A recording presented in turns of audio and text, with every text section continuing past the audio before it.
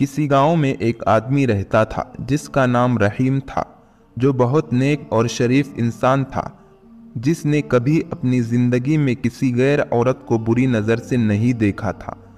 उस आदमी के घर की हालत बहुत ख़राब हो गई थी। नौबत यहाँ तक पहुँच गई थी कि घर में फाके हो गए।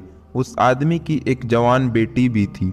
जब फाके हद से बढ़ गए तो वो लड़की अपने छोटे बहन भाई की हालत देखकर बहुत परेशान होने लगी। उसके दिमाग में तरह तरह के सवाल उठने लगे। उसने सोचा कि क्यों न मैं घर से निकलकर किसी काम की तलाश करूं, जिससे मैं अपने घर वालों का पेट भर सकूं। उस लड़की ने ये सोचकर घर से बाहर अपने कदम निकाल लिए और काम की तलाश में बाजार में निकल पड़ी। कभी किसी के घर में काम मांगने गई तो कभी किसी की दुकान में, मगर किसी ने उसे काम नहीं दिया। वो थक हार कर अपने घर वापस लौट आई। कई दिन तक वो रोज ऐसे ही काम की तलाश में घर से बाहर जाती और शाम को थक हार कर वापस लौट आती। जब कहीं भी किसी ने उसे कोई काम नहीं दिया तो वो लड़की गलत कदम उठाने पर मजबूर हो गई।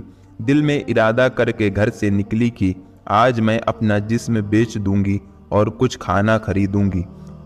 वो लड़की घर से बाजार जा पहुंची जिस्म बेचने। लड़की वहां गई और बेपर्दा हो गई और लोगों को अपनी तरफ मुतवज्जो करना शुरू कर दिया।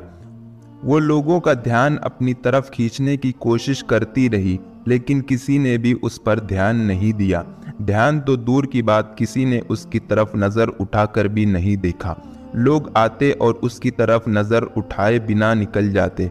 इसी तरह खड़े खड़े लड़की को शाम हो गई। वो परेशान होकर घर की तरफ कदम बढ़ाने लग गई। जब घर पहुंची तो अपने वालिद को परेशानी में देखा। दरवाजे पर बाप ने बेटी को देखा और पूछा, बेटी कहाँ गई थी?